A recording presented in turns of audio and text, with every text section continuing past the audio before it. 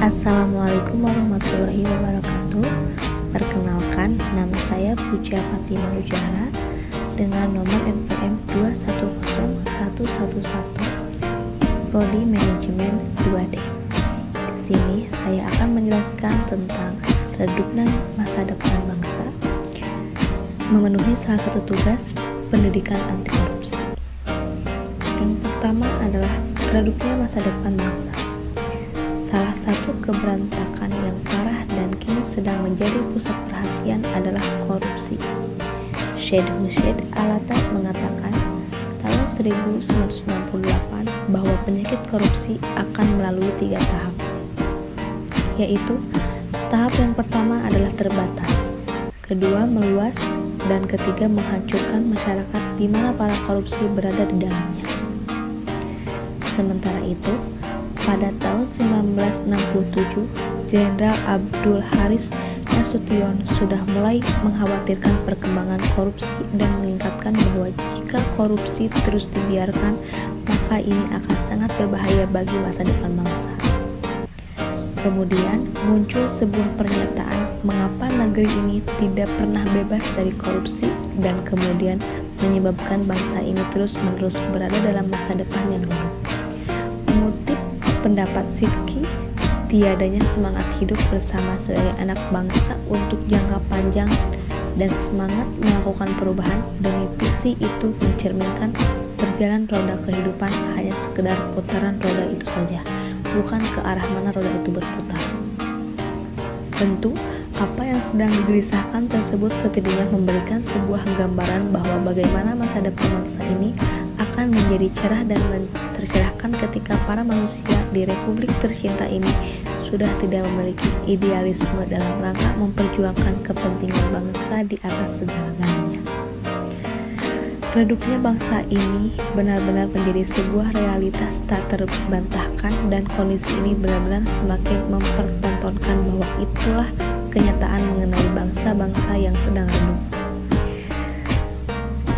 Apa yang merealitas tentang kondisi rakyat miskin sebetulnya bukan karena mereka ingin miskin atau bercita-cita ingin menjadi miskin, namun karena akibat perilaku para elit yang tidak memedulikan kepentingan rakyat di atas.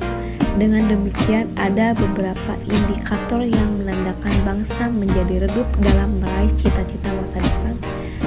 Yang pertama, hilangnya keinginan untuk berbuat yang lebih baik. Para pemimpin di Republik tercinta ini sudah tak mampu memberikan pembangunan yang berkedaulatan dan bermartabat karena telah menandaikan idealisme untuk sebuah tujuan yang sempit dan kardil. Para penyelenggara hajat hidup orang banyak lebih mengedepankan para upaya untuk melakukan kebohongan dan pembohongan publik dengan cara melahirkan kebijakan-kebijakan salah arah dan tujuan. Dan yang kedua adalah pragmatisme dan primordialisme. Bangsa yang kian susah berlari kencang untuk mencapai harapan yang lebih baik adalah karena para pemimpin sudah sangat pragmatis dan primordial. Selama itu memberikan sesuatu yang bermanfaat bagi pribadi dan golongan, para penyelenggara publik selanjutnya akan bekerja. Kondisi ini memang sangat ironis ke depan bagaimana akan bisa kerjakan kerja-kerja kerakyatan dan kebangsaan ketika ukuran dalam menunaikan setiap pekerjaan sangat sempit dan kerdil. Yang ketiga adalah kerja tanpa visi. Ketika penyelenggara publik bekerja tanpa visi, jangan berpikir dengan harap tinggi agar ada sebuah perbaikan bagi peningkatan kualitas hidup rakyat. Kerja tanpa visi bermakna bahwa mereka bekerja sebenarnya bukan untuk melayani rakyat, melainkan mencari penghidup bagi diri dan golongannya. Akibat korupsi kemudian memunculkan anomali-anomali kehidupan berbangsa dan bernegara. Tak akan ada lagi sesuatu yang bernama keadaan dan peradaban publik. Tak ada lagi suatu hal yang disebut kemajuan bersama dalam rangka mencerdaskan kehidupan bangsa apabila salah satu tujuan dan pembukaan Undang-Undang Dasar 1945 adalah mencerdaskan kehidupan bangsa. Itu pun menjadi ibarat menegakkan benang basah. Demikian redupnya masa depan sebuah bangsa secara jelas dan konkret terjadi karena tidak adanya ketulusan dan keikhlasan diri dalam berbuat yang terbaik bagi semua dan sesama. Bangsa yang terus-menerus tetap terbaring sakit sebetulnya bukan karena tidak mau sembuh, namun karena ada sejumlah manusia teras atas di publik tercinta ini yang tidak menghendaki agar bangsa ini menjadi sembuh. Kemiskinan struktural. Kemiskinan di Republik tercinta berada dalam kondisi akut dan mengkhawatirkan. Hal ini berdasarkan basis perhitungan internasional sekitar 10 dari total populasi masuk dalam kategori miskin, 8% dari populasi kemudian masuk dalam kemiskinan ekstrim. Masih menurut garis kemiskinan internasional, yakni $2 Amerika Serikat paritas daya beli atau purchasing power parity per jiwa per hari ada 110 jiwa lebih atau sekitar setengah dari populasi yang hidup di wilayah. Pernyataan kebijakan ekonomi jenis apa yang sudah dibuat negara pemerintah sehingga jumlah rakyat miskin semakin berkurang. Negara seharusnya menjadi bagian terpenting dari kehidupan rakyat serta merupakan pilar bagi berdirinya kehidupan kesejahteraan yang kokoh.